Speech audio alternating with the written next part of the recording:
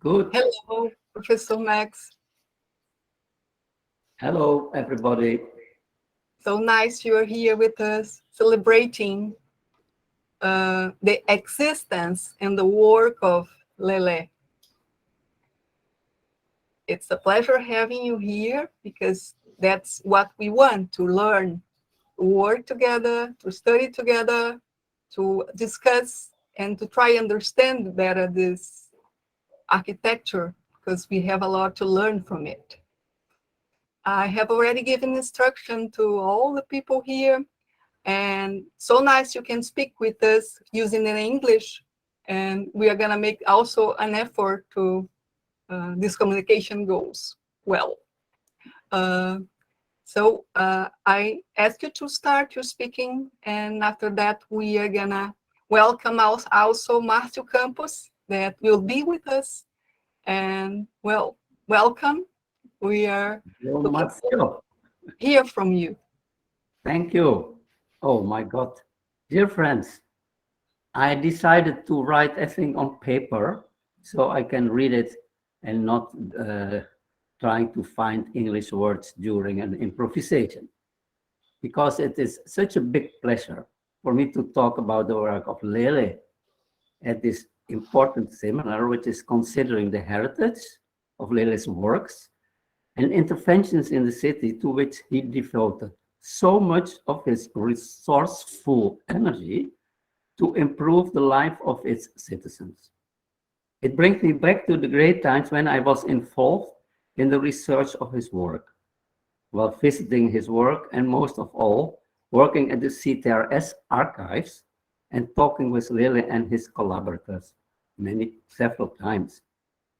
When asked to talk about this seminar, I felt that lecturing about the projects for the auditor courts or the, what's the word again? Anyway, of Brazil, built for the governments in the northeastern states of Brazil, might be an issue because of the exceptional position they have in the production of CTRS, being in fact built for another group of clients in an attempt to realize projects for the market, which in fact was in contradiction with the closed concept as developed for the chain of hospitals and revalidation centers, as commissioned by APS, Associação das Pioneiras Sociais, in the form of the state-supported NGO. Before continuing, it's important to know why and how I became interested in the work of Lele. Being an architect from the Netherlands, who most of his time has been a teacher at the Faculty of Architecture in Delft, and who does not speak Portuguese. Very important. I got to know the work of Lele for the first time when we were in Sao Paulo in 2000 to work on the installation of the Dutch presentation at Biennale in Sao Paulo. Tucked away in a small corner of the immense Biennale building in the Ibirapuera Park, we discovered a small exhibition about Lele's work, what then already attracted my attention. But more important, we were then also could buy a lavishly illustrated book in which Lele's work was produced up till 2000 and was presented within the series of monographs presented by the Lina Bobardi Institute under its then director, Marcelo Ferraz. Next, please. Yeah, there he is, the guy. I made this photograph.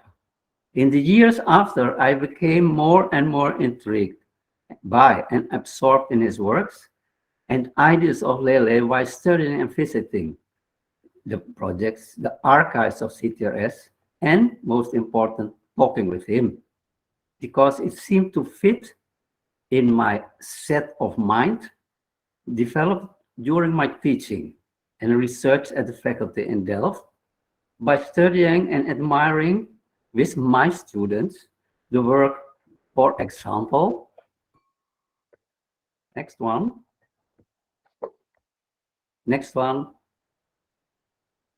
The Crystal Palace of Joseph Paxton, built in 1851, where you see here the interview, a few of the interior, and next one, the building of the whole system partly in steel and no, this matter. It completely industrial produced already in 1851, but also the hut, the next one, the Caribbean hut, which you see here, which was found in the palace, and which became the prototype of developing the theory of the 4 elements of architecture by Gottfried Semper, talking about the craftsman who worked on the separate parts of the building, the stonemason for the foundation, the carpenter for the structure, and the weaver for the skins. And not to forget, in the center, the place of the fire, which was devoted to the steel from which the building was built in that period. So it's a very interesting combination to have them both together. Next. This is an example of the skin built so, as Semper found it in the exhibition. Next. But there's also the Smithsons with their Huntington School in Norfolk as an example of what later became known the New Brutalism, in which building parts were directly connected to each other without any intervention of an in-between structure. Next. If I make this sound, the next can be taken. But also, of course, the work of Renzo Piano.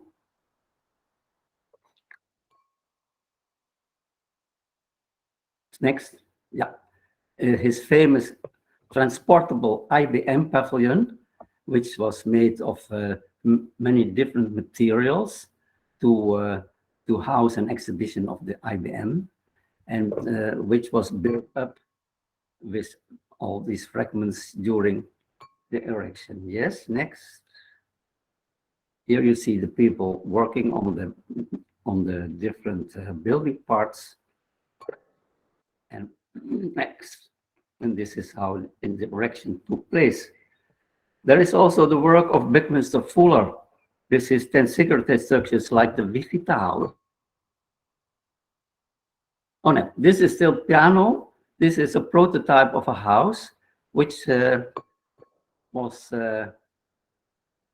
consisted of 3 different building elements: a foundation built of blocks with a hole for the pipes, a roof structure of wood triangles assembled together with a steel stripes, and the whole system supported by modular portals, which I think it was a very interesting proposal, which never came into production. And of course, this is Buckminster Fuller with the Vivita House, in which his integrated structures ideas became realized for a real building. The interesting of this picture is that on the left you see this column, in which, in fact, all the parts with which the building was erected are collected. Can you imagine this sort of amazing light structure, which was then transported to the lot and unpacked? Here you see the erection, central post from which the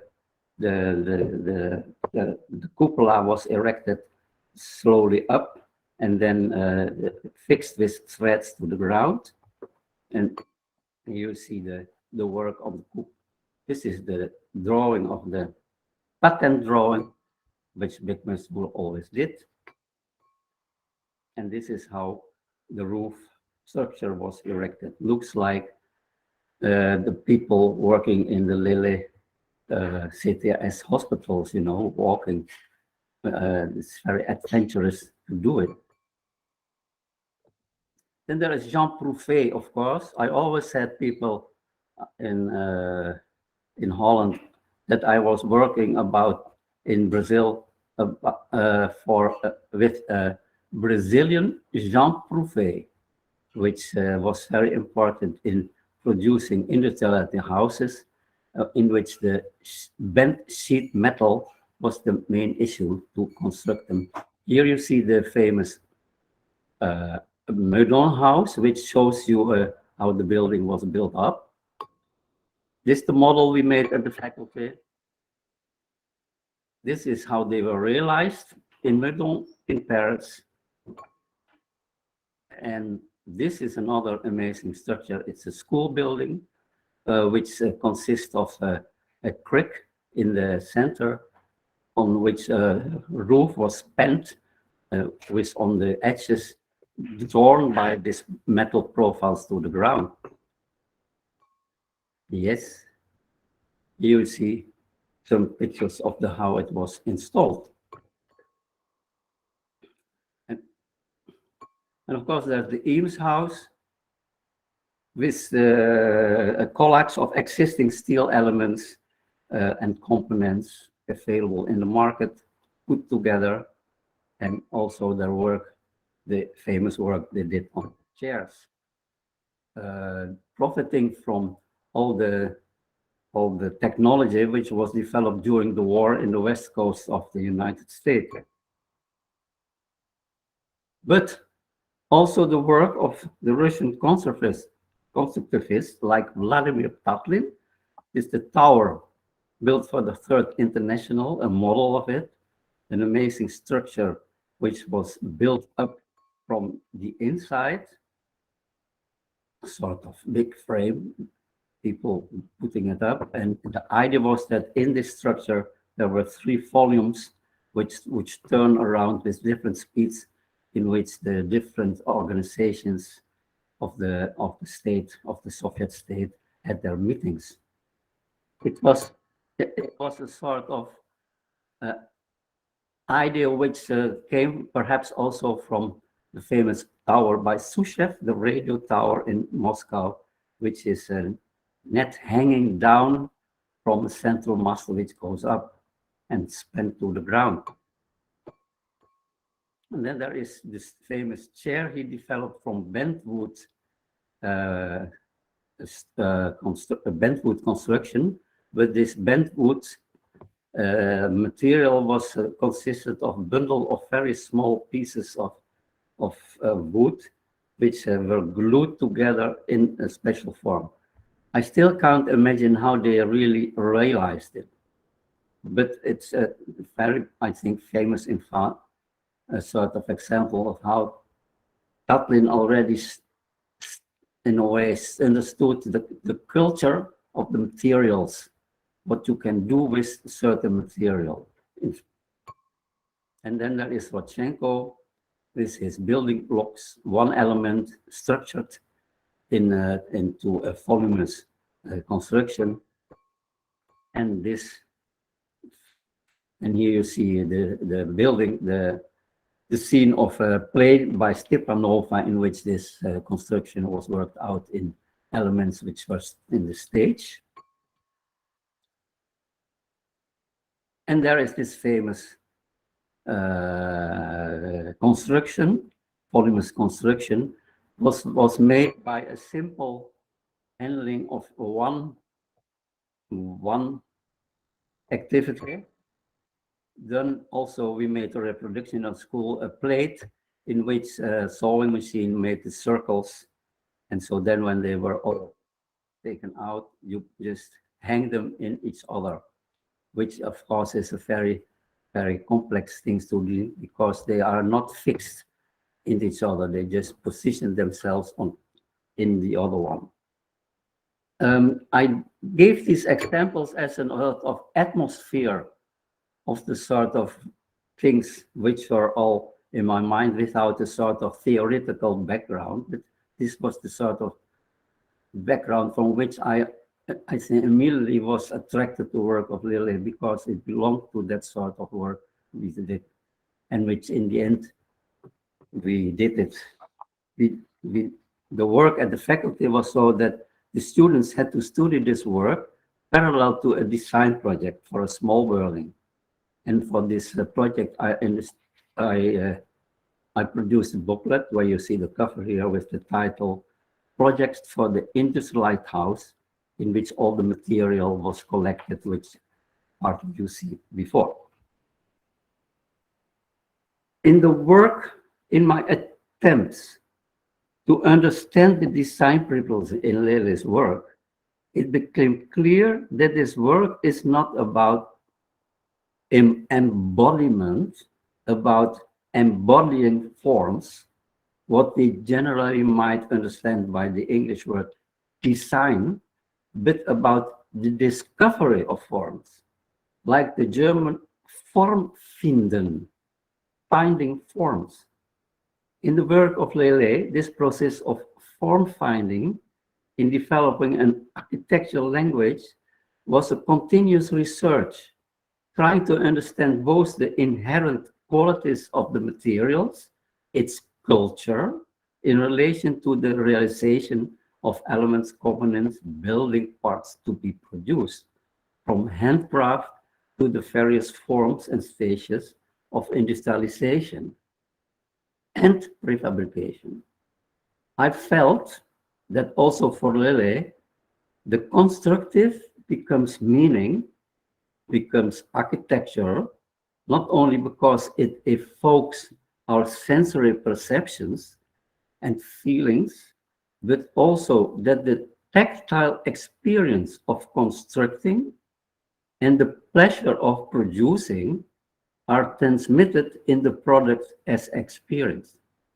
What is experience and the experience of producing are not to be considered as a dichotomy, but as a distinction that has overcome during the process of realization.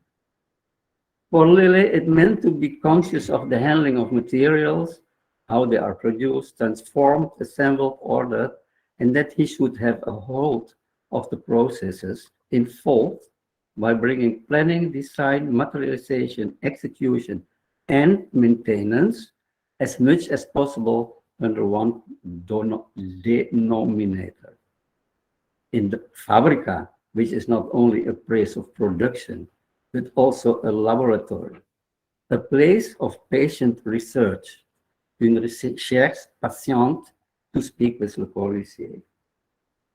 An opportunity that was given to him several times since the end of the 70s of last century by the more progressive central governments that were sometimes in power and who felt the need to build the necessary facilities and services for the people.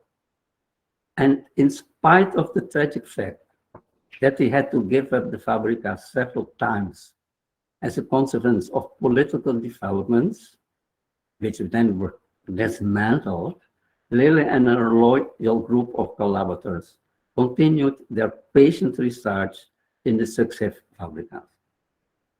With the title of this lecture, The Culture of Materials, which comes from Tatlin, and the Art of Production, which comes from Rodchenko, I try to recharacterize this type of research, stressing the importance of understanding the inherent qualities of materials and the way to handle them in different stages of production, from handcraft to different forms of industrially produced, for developing an architectural language.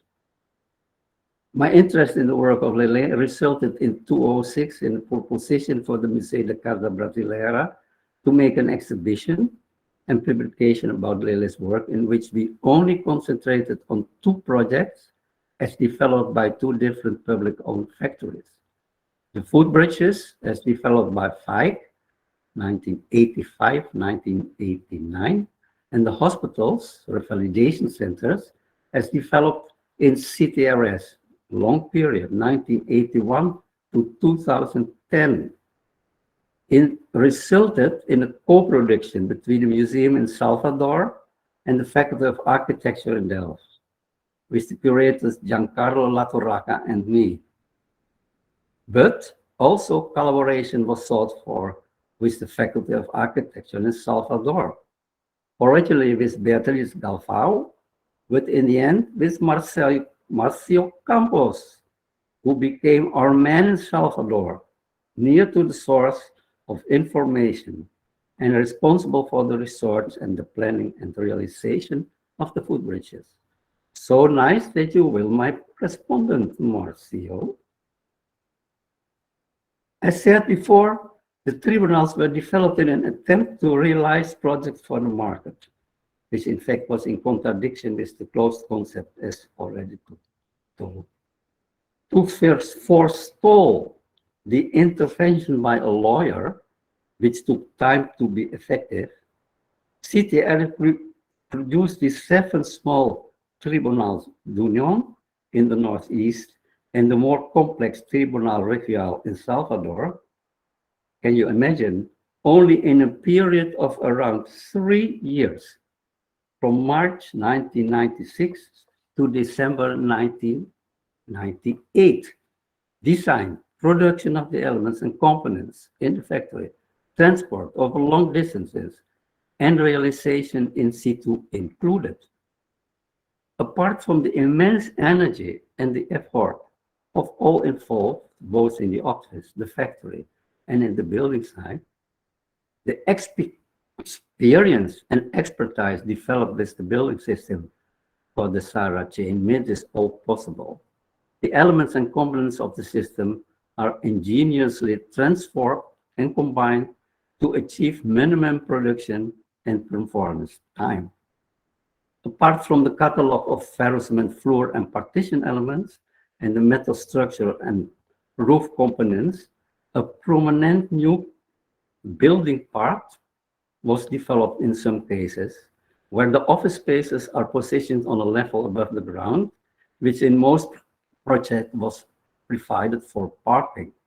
It became an elongated steel truss of 1 story high, only supported by a minimum of columns, giving these institutional buildings, together with their curved roof shapes, a sort of monumental appearance, mostly in the non-places where they were erected. As you see on the picture, this is the timeline which we produced for the exhibition. No. And as you see, the blue lines, the long stretched horizontal blue lines, are the time spans in which the several hospitals and revalidation centers were built. And in the right, down in the right-hand corner, see you see a set of pictures where you see the 3 years where the tribunals were built. Parallel to this long span of the hospitals. So it gives you an impression about the production and the energy and the work which was done by this enthusiast workers, I must say, I think. As being designed and developed simultaneously during a short time, parallel to the long time span of the development of hospitals and the revalidation centers, these tribunals can also be considered as one project, one exercise, demonstrating the flexibility and the ingenuity in ordering the different components in various spatial and formal arrangement, which are in scope different depending on the conditions. This is a set of sections of the different hospitals where you see the amount of roof shapes in the sections of the different, which were available or either available as for the production of the things. And what I will do now, I will follow the pictures because I like to go through all the 7 tribunals to tell you a little bit about how they are designed and constructed. Next, please. So this is an overview of the drawings of the 7 tribunals, with these nice drawings by Lele, which he made when he produced his little booklets to instruct people how the thing was built up. In the first one, which I will show, is the one in Rio Grande in Natal, in which, let's say, the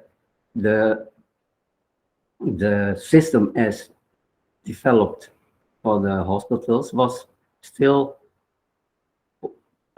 used in the same way as it was done. So it's a simple building with a corridor. So the program is always there is an auditorium and there are the offices with surfaces. It's in fact a simple program, which each time is reground. So there is this auditorium on one side, and this is the building in which the offices are housed, which are still positioned on the ground level. Yep. As you can see here in the model, which is made by the CTRS. So, and where you see here the complete catalog, which is available from CTRS without any change.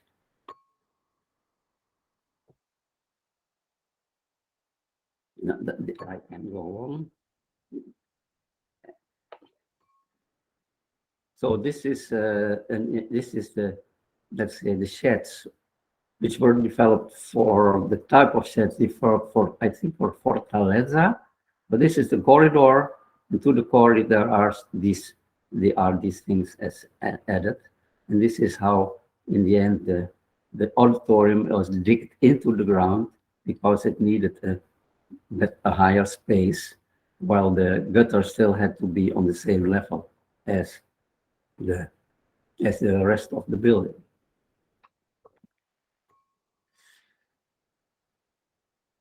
Yep.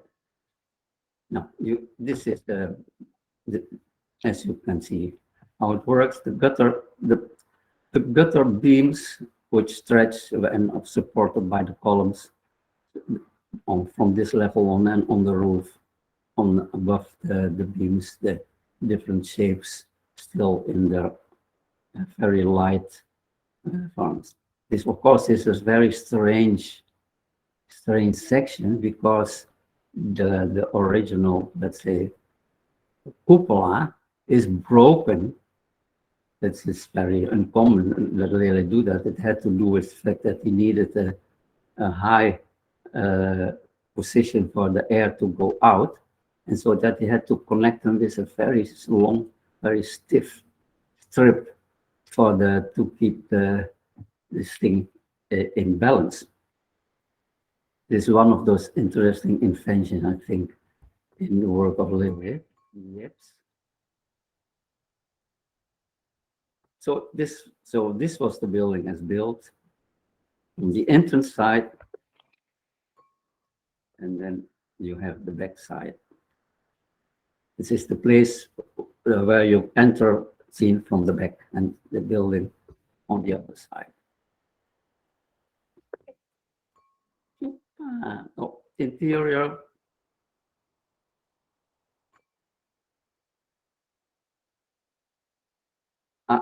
Yeah. So this is also a ground-bound building, which is just built up the normal ground. There is a little difference in the slope, which is used by Lele by introducing the auditorium, and in this case there is a free-formed roof system in which I think even the idea of the ventilation is incorporated, as he shows in his drawings. The building consists of two zones. This one. Hey, does it work with my?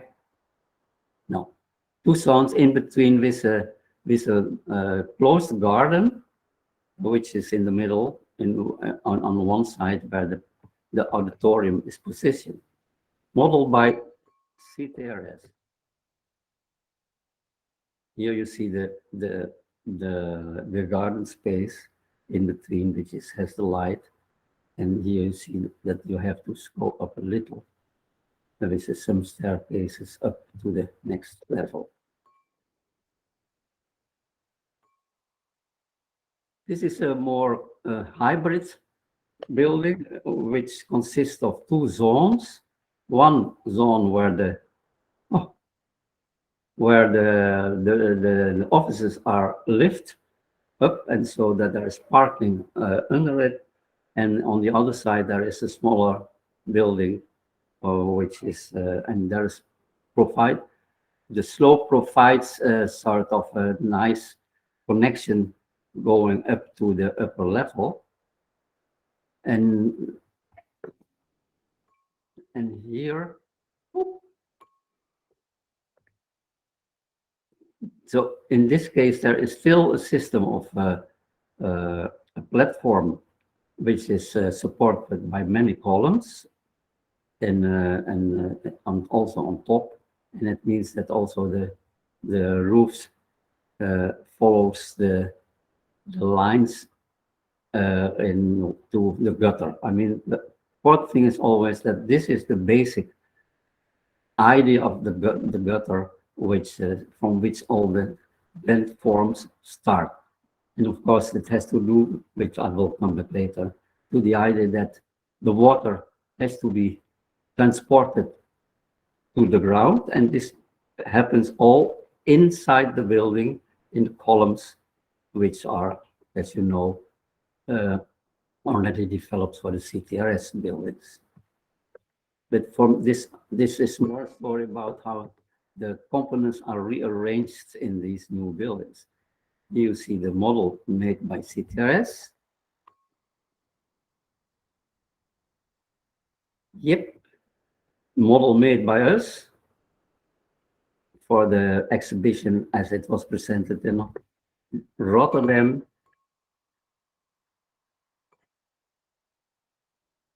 And this is the building as it looks from the street, where you have the big overhang to protect the offices against the sun. And the beautiful free flowing of the roof. The inside, again, a garden in between the two, and the way in the position behind this wall is the auditorium, which provides, which makes use of the difference in level between the two zones of the building. Okay.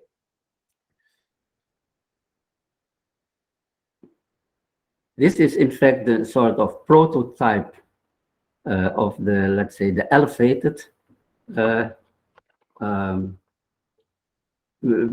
buildings. It is the tribunal in Bahia, built near the office, near the factory of CTRS, and in which the idea is very simple, expressed on how it is done, which I will explain a little bit more. Because the interesting thing is that in these buildings, which are supported by only very few columns,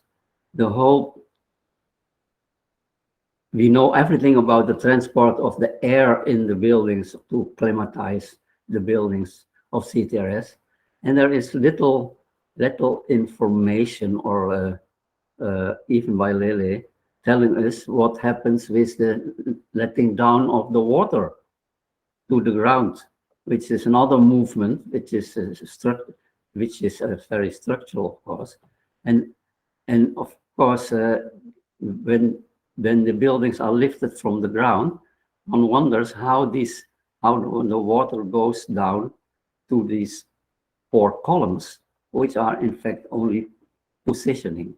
So Lele had to develop all sorts of clever systems to do that, and it has, I think, an enormous influence in the building up of the big trellises. This is not. Yeah, here. So this is for me the prototypical building. As you see, 2 columns on one side. This is the elongated trellis, which has a height of a story, and on which the roof elements are ordered. Very beautiful, simple and beautiful. Cars parked under it because it's a very narrow site, as you can see. And on one end, a separate auditorium, and you enter, and also the entrance is marked always by a certain way, in this case by a big roof shape, in which a hall of 2 stories high, of many stories high, is provided, coming into making you the official entrance to the building. So the hall is the sort of moment of reception to which you go to the different places. So spatially, this is the model we produced in Delft. Next one. And here you see how it was built up, which for me still is a mystery. Because first, of course, the columns had to be done, which already had to be provided for the water coming down. And then this big trellis was put on it. And on top, then the beams where all the roof shapes come in. So the water had to go down to this place and then had to be transported to a gutter, which must be above this trellis, which there are no details. And then the way they go down in the place where the trellis is, let's say, positioned on the column. And for that reason, there is a sort of detailing which make this all possible. And I think that was one also of the reasons why Lele, so the water transport sometimes happens in pipes, but sometimes also just in construction parts.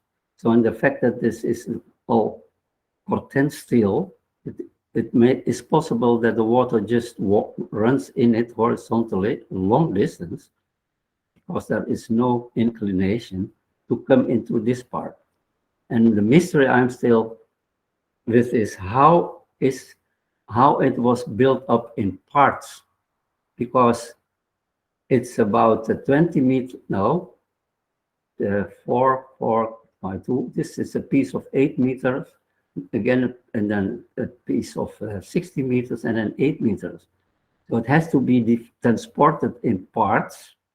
And I wonder whether the connection, the welding, was done in this position, so that you had to bring them up to support them here, of course. And then the big work was, of course, to get them precisely on this place. Still, the columns had no support to move like that. They had to be very vertical. So it is depending on how they were founded, because of the precision of the material. So it's I mean, in the logistic of building up, I think it's an amazing work to be done by this craftsman of CTRS.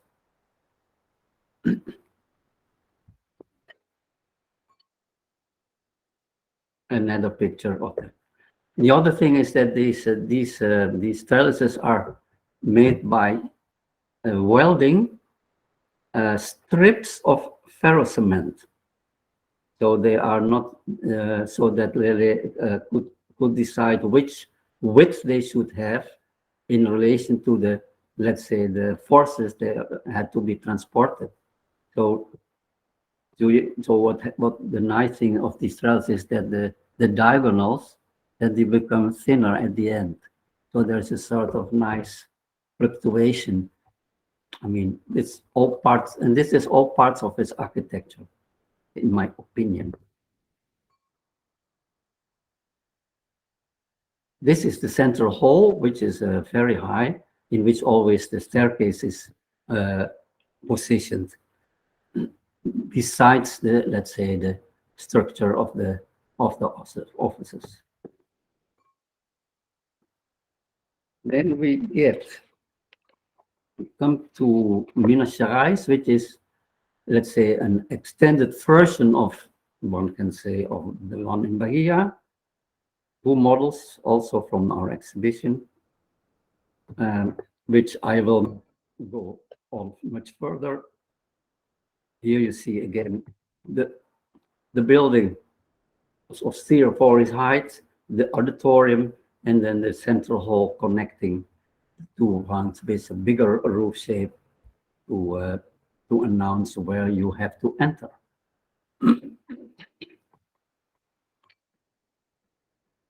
This is the view. You see, this is all about parking. Also, in this case, there are only 4 columns supporting the whole thing. This is the interior, the roof of the room, which is in the center, where you see the cross of the 2 spanning threads, which are in the middle of the big thing.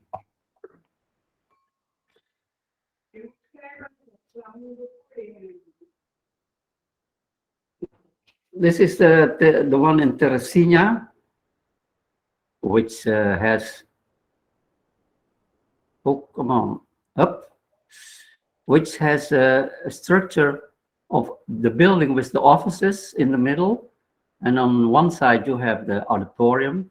And on the other side, there is a big tunnel, where again is provided for a big garden, and in which all the access is orientated. So this is a rather luxurious way added to the office building, which is on this side.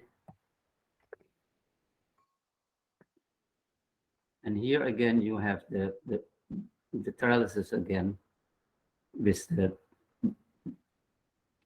tunnel construction on one side for the auditorium.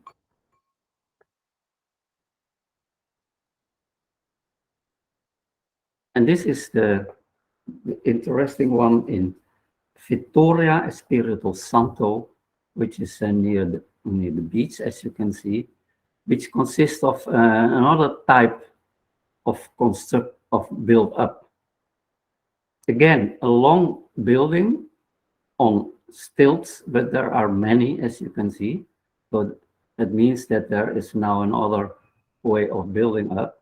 And on one side, there is the entrance with the things, and again, a big space covered by this big roof shape, which is the central hall. So you come in here, you have the hall, you can go to the auditorium, go up the staircase, and you go to the office. So it's all very clear, simple construction samenstelling. But in this case, oh, here so you see the plan. It's where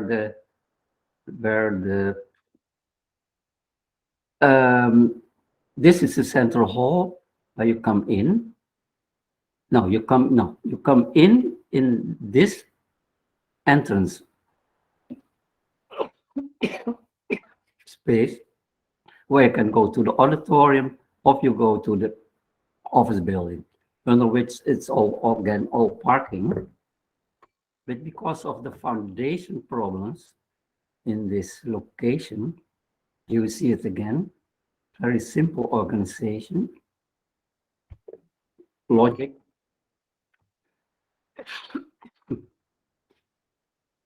So this is in fact, the foundation, the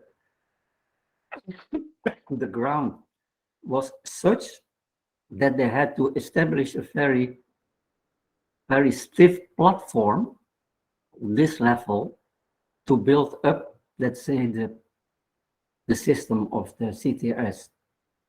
So it means that they had constructed a very heavy, stiff platform with beams in two directions.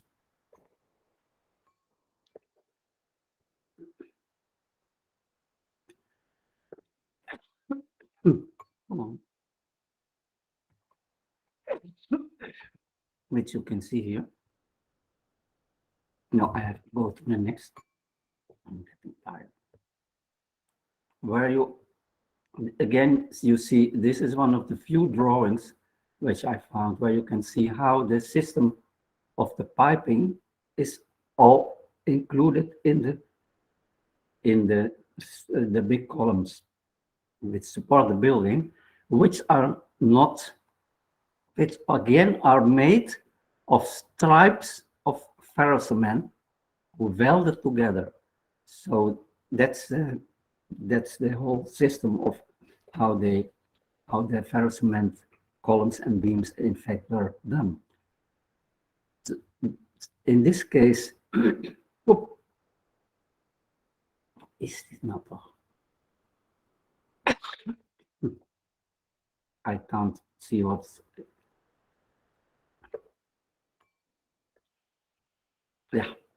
So even the story of course, the toilets has the same problem. How they, as you can see, there is enough space in between the beams to get the things in. So the whole water system is included in the construction, which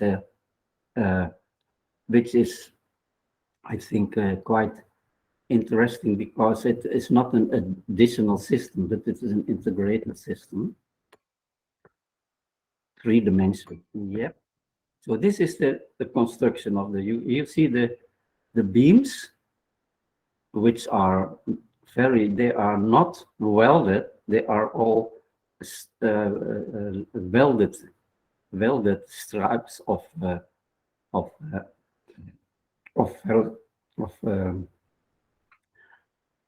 corten steel stripes, which there is always a space in between to provide all sorts of systems of transport. And so here you see the hollow system where the transport of the water can go down.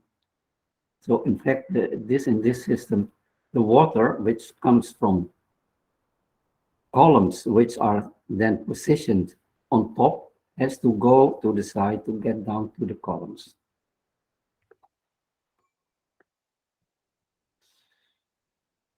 Yeah, you see the open gutters and how it goes. Yep.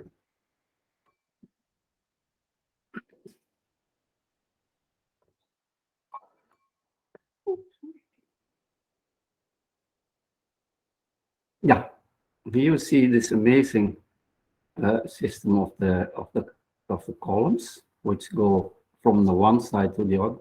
This is a wide screen, so there are more columns in the whole thing, where one of the workers is then positioning the steel structure of the roof elements.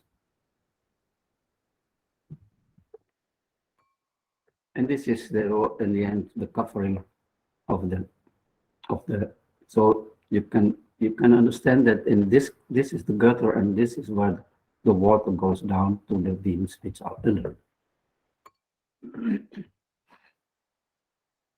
And then there are the very light constructions of the central hall and the beautiful picture is building up.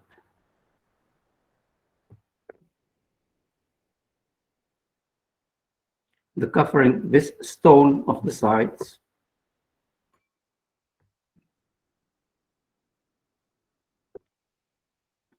So this is in the end how it looks. I hope it still looks like this. Understanding that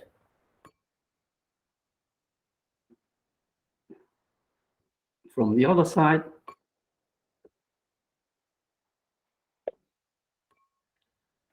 the central hall again, there is a staircase and a lift.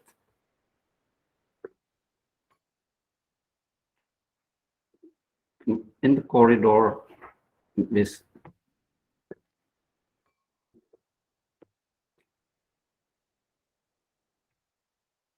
Yeah.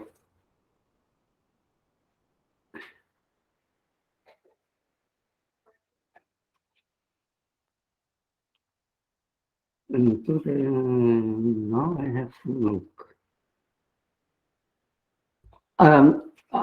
Perhaps I still the special attention I gave to the transport of the water transport in these buildings is because the fact that all the whole system of buildings as developed by or FCTS has in fact its background in the experience in Abadiana, which I will not go too far now because of the time. Oh, this is still the one we are missing, the one which is not there anymore, I understood from Ceila. And that's why it's part which is only existing of this amazing box high above the ground, again with the 4 columns. And then the way you go up.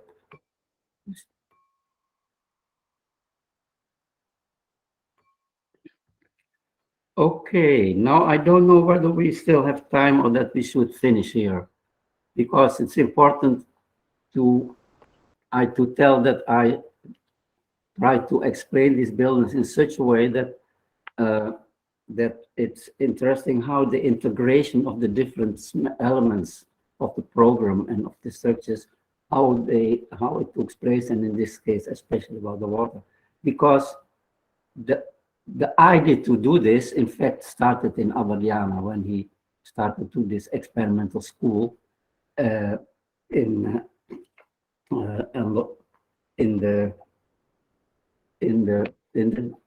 desert where there was no factory and things like that.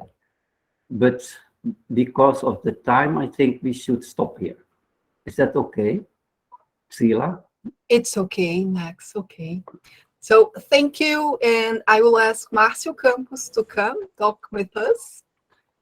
Professor Marcio Campos é professor de projeto, teoria e crítica da arquitetura na Faculdade de Arquitetura da UFBA.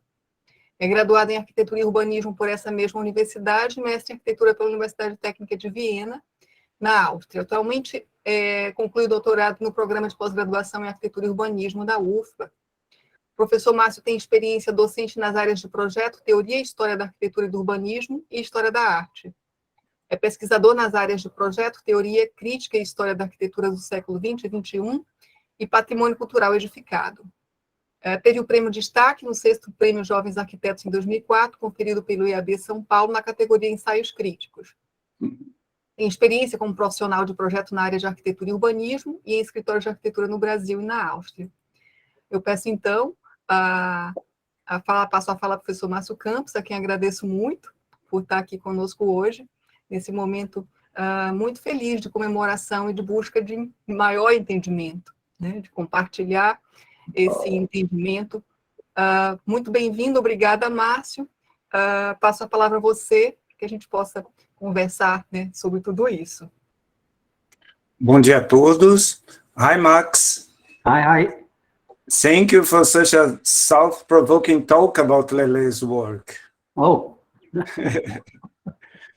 First of all, I would like to thank Ceila for organizing this seminar and for inviting me to be here to ask you a few questions, Max. What is a great honor for me. Oh. I was in São Paulo three weeks ago, and I didn't miss visiting the exhibition on Lelé's work at the Escola da Cidade. It was a moving opportunity to remember the work we did together for the exhibition at Museu da Casa Brasileira, when I really could learn a lot. Thank you so much once again for the chance to have been part of that team. In your talk today, you have touched on several important issues. I have chosen two topics that you could talk a little more about. First, you describe the tribunals as an elongated steel truss of one story high, only supported by a minimum of columns, what could be also a possible description of Lelé's footbridge. But you so highlighted that the curved roof shapes of these buildings that seem to float create together a monumental appearance.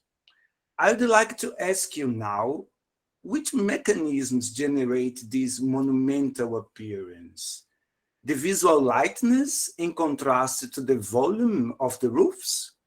Or are there other elements in the compositions that redefine them as finite objects, linked maybe to architectural types prior to the industrial era? This is the first question. And the second question. So I will not remember the first when you put the second. So okay, I wait too. yeah, no, it's very good that you mentioned this issue, because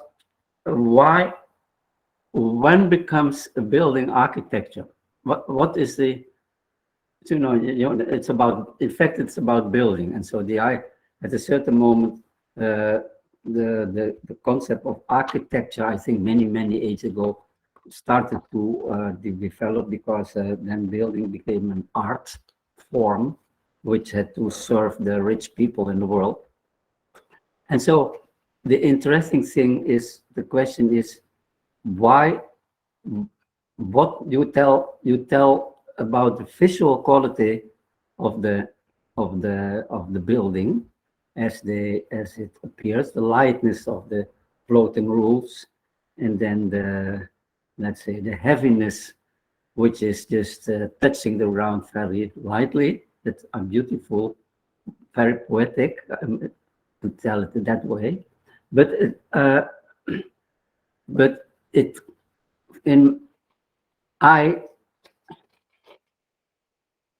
I never till now wanted to tell the story in that way, telling what a fantastic architect Lélé is aesthetically, because I was so interested in the way he treated, let's say, how he understood materials and how it should be done.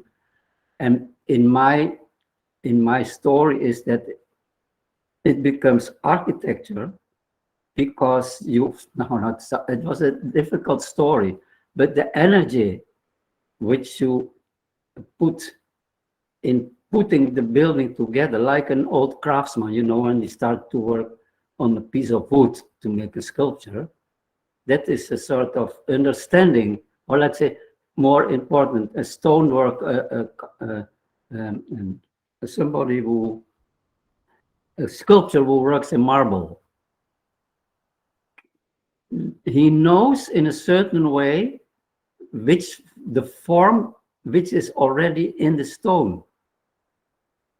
So, but he has to understand the treatment of the marble to get its thing out.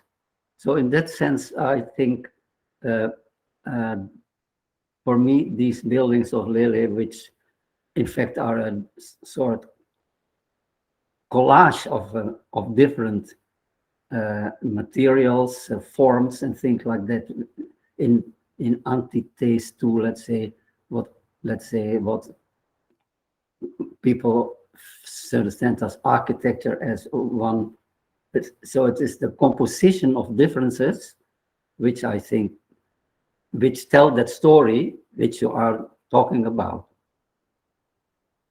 And I think Lélé was still thinking, if you follow the sequence of the hospitals, then in the beginning it's still, let's say, very low key. Bahia is a very low key hospital, you can say, architecturally speaking. So there is this already the architecture of the roof, which determines its position, because, and then of course there are the beautiful holes where the air is sucked in. So there you also have that very strange combination of two different materials, which in this sense make this beautiful platform where the people are resting. So I mean, that's what I think is you make a sort of spatial condition by working very carefully with those different systems. So you can tell that story of the you can see that story also on the site. And when you look at the site where the patients in Bahia are laying on the terrace. So they lay, isn't this amazing? They lay in these beds, and they have this beautiful, and when you look at from distance, you have this stone front with the big holes, these monsters, you know which monsters will come out of that. And then you have this very beautiful light roof, which is above, which is the same sort of, yeah. I'm not sure whether I explained, but this is also how you can tell. What, for me, it's important that the creative energy, which is put in the, but in this case, not by Lele only, it's by this whole, all people working on it. So Lele has this find the sort of let's say give the directions how to do it. By that's what I like also about these booklets he produced, where you see the sequence through it has to be done, so that people, and I think, in my opinion, the people like you have, remember these photographs of those steel structures of the skyscrapers in New York? Yes. They were built. Those buildings sitting on the, now, they like to do that. I mean, if you see how they're sitting there, I think that is how I see those people climbing on in the steel structures. So this is very, very exciting work to be done. I think it must be pressure. I feel it's a sort of pleasure which they to do. So thank you, Mark. Thank you. The second question is, I would like to hear more about the difference between the tribunals. As you say, they were built in a very short period of time. Yeah. But we can see the difference. Yeah. And would it be possible to estimate to what extent the aspects of the place or the particularities of the program are responsible for this difference, since following a great recurrence in Lele's work, the buildings touch the ground in a very similar way? I would hear about this difference.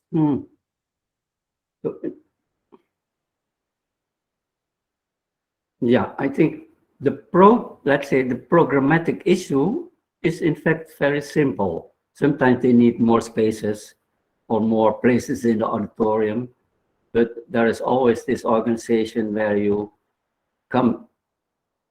enter, and the entrance has to be visible from the outside. That's very important. And then the place where you come in is a sort of monumental hall. So that there you feel you are in an office building, and before you don't know exactly where you're going to, in my opinion. So and then I think the local conditions are very important. It could be the foundation, but it's also the problem of the place. There were some places where there was no place, in fact, in Bahia and in Belo Horizonte, that was a very narrow site, so they had to really deal with that. So that's why we invented this simple box.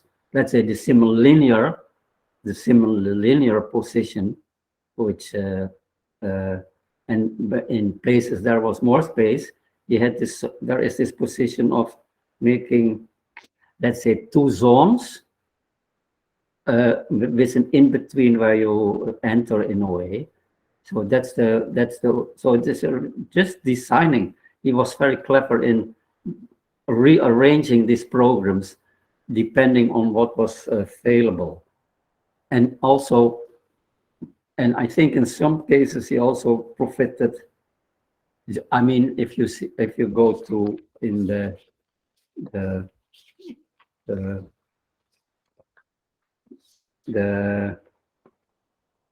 I have to go in Rio Grande, which is a very flat place. It's a very simple way of ordering. To get, let's say, a higher space for the auditorium, you had to dig in the ground. So we had to treat the ground to make this auditorium. So to keep the whole flat system of the gutter system intact. And only at the later where he was dealing with little inclinations difference in the ground. There he did another way of, let's say, dealing of how to combine, let's say, a low and a high building together, in which let's say the in-between space was logically became the auditorium, because he took profit of the inclination, which I don't know whether he made the inclination himself. That's the thing that you can't foresee. It could be that he just thought, oh, I want to make this difference of levels and then do this, or there was an inclination. That's the interesting thing. If you don't visit these buildings and you only see the drawings and the photographs, you have to, in a way, improvise what could be done. And I think, and of course, then there is this case of I think the only case where the foundation, you know, the amazing thing is of all the buildings, I think, whether it is in Abadiana or in the CTS buildings or in these buildings, the way you, I don't know the good word, so how you set up, let's say, the terrain in exact measurements, because, you know, these industrial buildings, when they put on elements, when they put on, they should fit. You know, there is no tolerance. There is problem tolerance. So to keep the columns, first to place the columns in the right position in series, that's technically, I mean, amazing. That you really should be an expert to do that.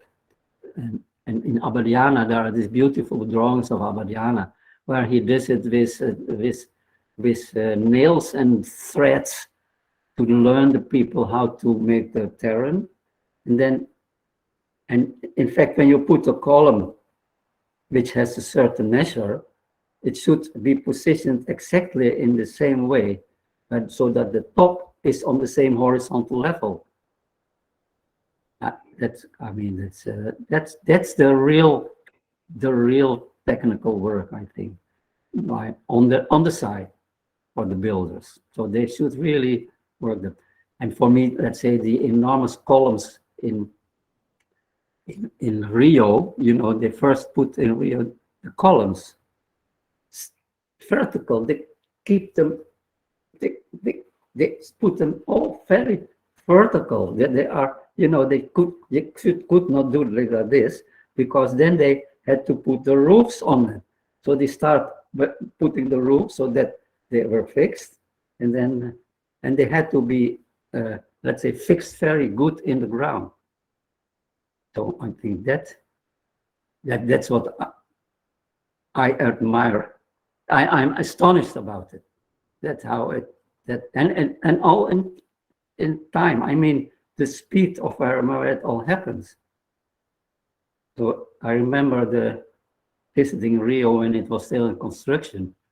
All these blue cars with these blue dresses in this white building, you know, running around and working. So it was like, yeah, it was quite amazing to see that. You see the sort of quality of pleasure and expertise. Also from the workers, I don't know how we educate them, and then to imagine that the woman who had to direct all these hundreds of people was Adriana. So she was the only woman on the lot. So this was also. Thank you very much, Max. Thank you very much. So it's a pleasure to talk. I mean, it's much easier to talk with a question than to make your own talk always. That's the good thing. Thank you, Max. Bye. Okay. Ceila. Thank you very much, you both. It's very good to hear from you. And I'm now open for all the people. So, Max, you were saying? I wonder what Alberto will ask, because yes, Max, I have a question for you as well. You studied so much on this work. Max, it's always good to listen to you and your insightful considerations on LLE's work. I was wondering that we all know that joints and weight are key aspects for any industrialization or prefabrication project. And they are also decisive for their failure or success. So I'm talking about joints and weight. Yeah, and weight. Weight. The weight of the structures. These are key elements for any kind of industrialization project. And I was wondering, how do you see LLE's effort and also LLE's struggle to make their his elements less heavy, let's say lighter, but also to solve technical problems that comes together with big spans? When you said this morning that somehow LLE broke the cupola, I also interpret this like broken the vault, the vault is broken completely for the entrance of light from the top of the roof. Yeah. And isn't it a kind of strategy to make the structural elements even lighter, and also make the span of the structure even less wider, let's say, to make it simple, light and the heavy, the lightness of the structures also is a very important aspect for LLE from the migration of the technology from argamassa armada to steel structure. And I was wondering, how do you perceive the joints and the effort to make even bigger span together? Because everything is connected, you may agree. You know, the joint and the lightness of the structures and the components. I'm not sure if this question was quite clear for you. Or... No, I understand it. No, if you go back again to Abadiana, because there is there were these very few elements done, and the famous point of connection which happened was, let's say, where the beam, which is as light as possible, how it comes to the column, in which and then to be done with as least as possible extra things to put it up. People wish to should manage to do that. This in the photographs of Lele, where you see how he assisted them. There is an amazing set of photographs where Lele on the spot helps them to understand. But this knot, I mean, it's very interesting because the way, let's say, the column, the beam and the column are fixed. I was only today, there is this famous picture where you have the screw which connect the ends of the beams, but there is this little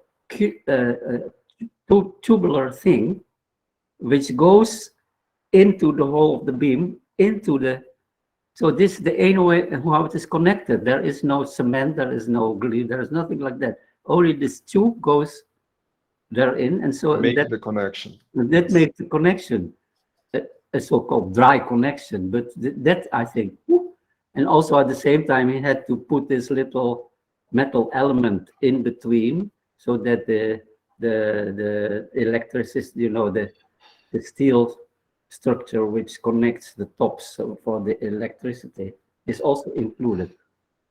So clever to do that, so to make, let's say, to make as little as possible connections to be done, instead of constantly doing work like that. And I think, and with the steel structures, which I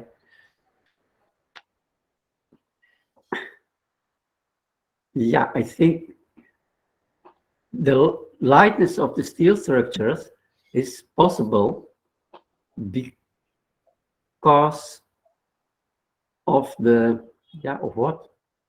Because they are immensely light, and then they are covered with this very thin sort of ribbled stuff, while they are then connect, and so they are, but they still should be rigid in their form, because they have to be positioned exactly at the edges of the beams.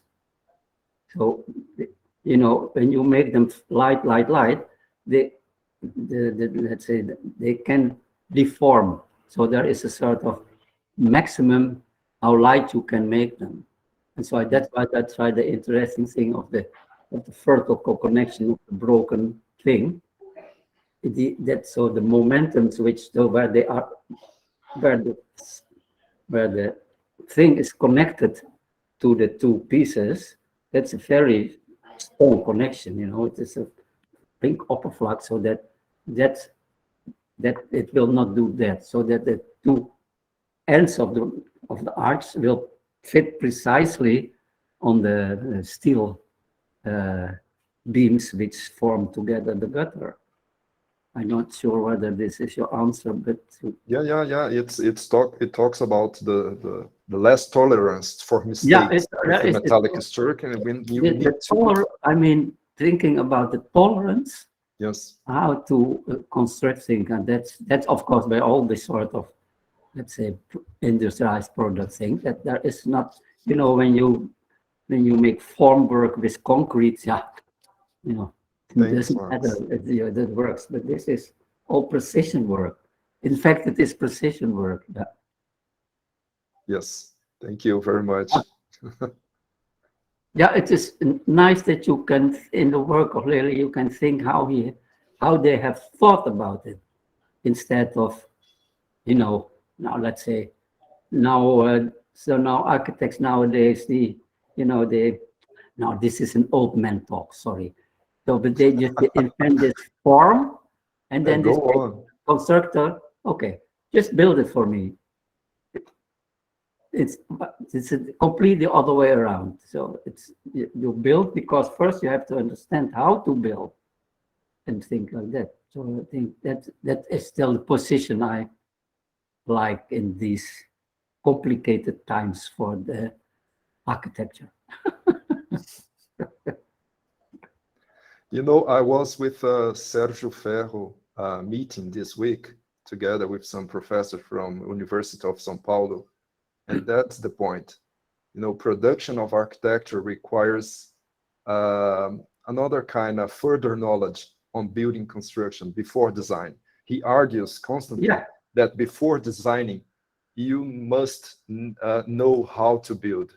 That a good project is better understood if you somehow acquire the certain knowledge before put it in a draw. That's why. Okay. That's what I think. I still are in this position, but of course I can't do anything more with it. You know, that's so nice. I can talk now, do this thing. So to tell this about how, but also in the, you know, I thought it was very important to show you my family of mindset family, which I all like very much to study their work, because the point is I studied after I discovered them. I said, oh, I studied the whole building of the. So there is much documentation about the Paxton building, and then when you go deep into it, then you think, my God, how did they invent it? The glazing. There is this famous picture of a trolley which drives on rails. The sliding trolley, right? On the gutter. In this long building, they Yes. could move like that, and things like. My God, this is amazing. And so that the cupolas that they were produced completely. Which was not Paxton himself, but also an engineer called Fox. Yeah, Fox, right? Yeah, of course, there's an engineer. Yeah, There's they Paxton work was together. no. Yes. Yeah. Amazing. Thanks, Max. And of course, Prof is another hero, but that's important. Thank you Thank for you. listening. Also, asking other people, quem mais na sala gostaria de fazer alguma pergunta ou observação? Professor Minho? Apenas agradecer ao professor Max essas observações que ele faz sobre a questão da necessidade de a gente conhecer o que está construindo, o que vai ser construído, né? Eu acho que é um esforço que devemos fazer todos que estudamos arquitetura, que fazemos arquitetura, que ensinamos arquitetura, né? A importância que tem que ser dada às questões da construção em si, do entendimento de como é feita essa arquitetura. Ela era, assim, esse arquiteto construtor que tinha toda essa preocupação, sim, com a obra, como seria montada, com os níveis que deveriam, com as junções dos materiais, as folgas dentro dos materiais. Então, isso era muito já decidido na etapa de detalhamento, né, do projeto. Nós detalhamos na escala de 1 para 1, né? Então, essa questão sempre estava sendo observada, né? Então, só tenho a agradecer ao professor Max pelas suas palavras e pela sua presença aqui no nosso evento. Max, Yeah. Professor Minho, just thank you. Could you understand a bit? Could you understand? No, a I bit? couldn't. So that's so bad. I That's still Portuguese. don't understand it. I can't understand Dutch also either. So, Professor Minho, just thank you and emphasize the construction in the Lelé's work, how we have to know how to do things before do it. Yeah. So that's also our effort to understand and help with students. And when we do architecture, and we look for it to understand what we're doing, and that's mostly what the Professor Minho said. Maybe Adalberto or Marcio wants to also say something about it. Yeah. It's okay. You mean concerning Minho's last talk? Yes, maybe. Yeah, I think Minho. Translating to English what Professor Minho said. I think Minho just highlighted some Lele aspects, like as a builder. Yeah, exactly. So the main point is a certain knowledge acquired before doing things on the building site, like leveling structure, like manipulating materials, know which one goes where. And and thank your presence here, which was truly insightful this morning. I don't know if Marcos would like to add something extra. Marcio? Just a detail, Minho said also, we drawn everything in one-to-one scale. Everything was drawn in one-to-one scale. Exactly, this was important. Did he work with Lele? Yes, Minho worked a long time with Lele. Now, you know, when I was